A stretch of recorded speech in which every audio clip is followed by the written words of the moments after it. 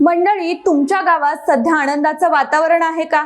सकाळी उठल्यावर दारात गाड्या उभ्या आहेत, फुकट देवदर्शनाच्या सहली निघालात, जेवणावळी उठत आहेत. पण जरा थांबा, हा आनंद खरा आहे की तुमच्या भविष्यावर मारलेला दरोडा? उरुळी, कांचन, थेऊर आणि कोरेगाव मूळच्या परिसरात सध्या जे सुरू आहे ते पाहून लोकशाहीचा श्वास गुदमरतोय की काय अशी भीती वाटू लागली आहे. निवडणुकीच्या तोंडावर तुमचं मत विकत घेण्यासाठी कुणीतरी देवदर्शनाचा आणि सहलींचा बाजार मांडलाय. हा सस्पेन्स आता उरला नाहीये, तर हे एक उघड सत्य बनलंय की नेत्यांना आता तुमच्या विकासाशी देणं घेणं उरलेलं नाही, त्यांना फक्त तुमचं मत हवंय. आज उरुळी, कांचन, थेऊर आणि कोरेगाव मूळ या जिल्हा परिषद गटात फिरताना एक विचित्र चित्र दिसतंय. ज्या हातांनी विकासाचा जाहीरनामा पकडायला हवा होता, त्या हातात आता देवदर्शनाच्या तिकिटांचे बंच दिसतात. राष्ट्रवादी असो वा भाजप किंवा इतर कोणताही पक्ष, सध्या चर्चा रस्त्यांची नाही, चर्चा पाण्याची नाही, चर्चा आरोग्याची तर अजिबातच नाही. चर्चा फक्त एकच आहे, पुढची सहल कुठे जाणार आणि समोरच्या उमेदवाराला कसं लोळवायचं.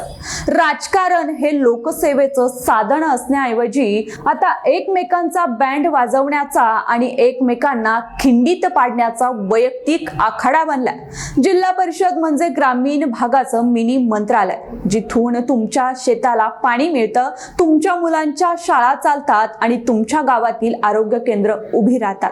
पण दुर्दैवानं या मिनी मंत्रालयाच्या निवडणुकीचा दर्जा आता इतका खाली घसरला आहे की तिथे विकासाच्या मुद्द्यांचा पत्ताच नाही. उमेदवारांकडे ना विजन आहे ना कामाचा आराखडा. त्यांना वाटतंय की मतदारांना 2 दिवस फिरून आणलं की एखादी भेटवस्तू दिली की 5 वर्षाची सत्ता खिशात आली.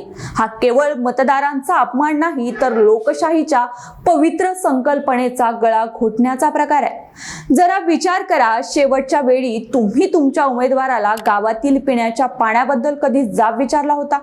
उरुळी, कांचन परिसरातील वाढते प्रदूषण, शेतीचे प्रश्न आणि तरुणांच्या हाताला मिळणारा रोजगार यावर कोणत्या उमेदवारानं भाष्य केलंय? उत्तर नाही असंच येईल, कारण सध्या निवडणुकीचा अजेंडा विकासाचा मुद्दा नसून बसची वारी हा झालाय. जाहीरनामा प्रसिद्ध करण्याऐवजी आमचा उमेदवार किती देवदर्शन घडवतोय यामध्येच कार्यकर्त्यांना भूषण वाटू लागला आहे. ही चिंतेची बाब आहे. ग्रामीण भागातील रस्ते आजही खड्ड्यात आहेत. पावसाळ्यात अनेक वाड्या वस्त्यांचा संपर्क तुटतोय. जिल्हा परिषदेच्या शाळांची अवस्था कोणापासून लपलेली नाही. आरोग्य केंद्रांमध्ये वेळेवर औषधं मिळत नाहीयेत. महिलांच्या विकासासाठी असलेल्या जिल्हा परिषदेच्या योजना कागदावरच राहतात, पण या मूलभूत प्रश्नांवर बोलायला कोणीच तयार नाहीये. उमेदवारांच्या भाषणातून आता समाज कल्याण, कृषी आणि पशुसंवर्धन हे शब्दच हद्दपार झालं. त्याऐवजी कोणाची कशी जिरवायची आणि कोणाला कसं हद्द पार करायचं ही गुंडगिरीची भाषा राजकारणात शिरली आहे. जेव्हा एखादा उमेदवार तुम्हाला फुकटची सहल नेतो, तेव्हा तो तुमच्यावर उपकार करत नसतो, तर तो तुमच्या प्रश्नांपासून तुमचं लक्ष विचलित करत असतो. जो उमेदवार आज लाखो रुपये सहलींवर उधळतोय, तो उद्या निवडून आल्यावर तेच पैसे वसूल करणार नाही का? मग तुमचं काम करण्यासाठी निधी कुठून येणार? हा साधा प्रश्न आज कोरेगाव मूळ, उरुळी, कांचनच्या मतदारांनी स्वतःला विचारण्याची गरज आहे.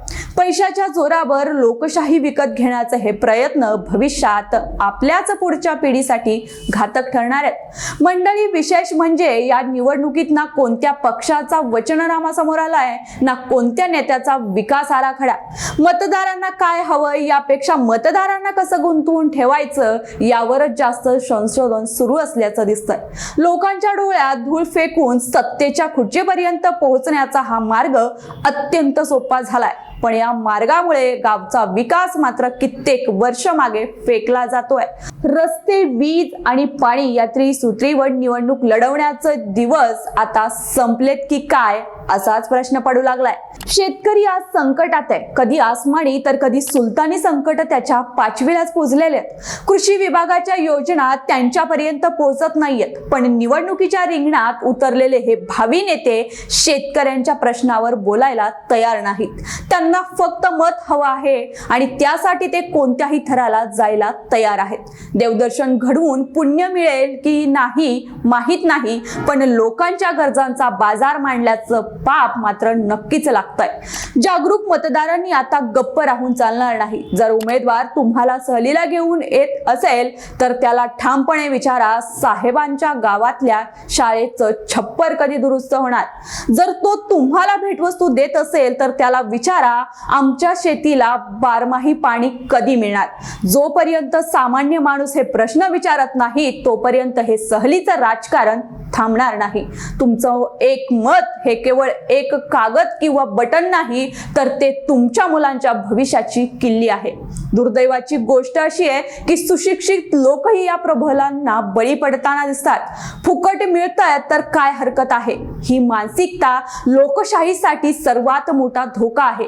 निवडणुकीच्या काळात मिळणारा हा फुकटचा मेवा 5 वर्षांच्या नरक यातनांची नांदी असू शकतो। लोकशाहीत जनता मालक असते, पण सध्या या भागात जनता लाभार्थी आणि उमेदवार मालक झाल्यासारखं वागत आहेत। हा उलटा प्रवास थांबणं आता आपल्याच हातात आहे।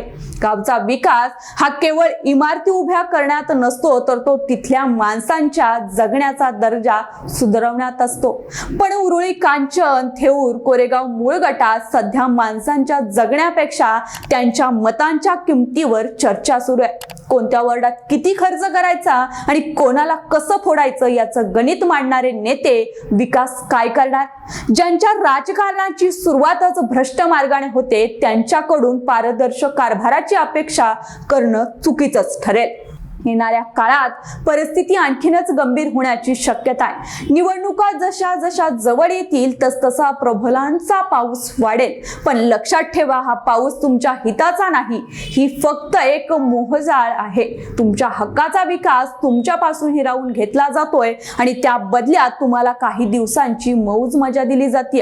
हे थांबवण्यासाठी प्रत्येक तरुणानं, प्रत्येक शेतकऱ्यानं आणि प्रत्येक महिलेनं पुढाकार घेण्याची वेळ आली आहे। आज उरुळी, कांचनच्या चौकात आणि थेऊर, कोरेगाव मूळच्या पारावर विकासाची चर्चा व्हायला हवी होती, पण तिथे फक्त पक्षांतराच्या आणि सहलींच्या गोष्टी रंगत आहेत। समाज कल्याण विभागाच्या योजना, महिला बाल कल्याणाचे उपक्रम याबद्दल कोणालाच काहीच पडलेला नाही।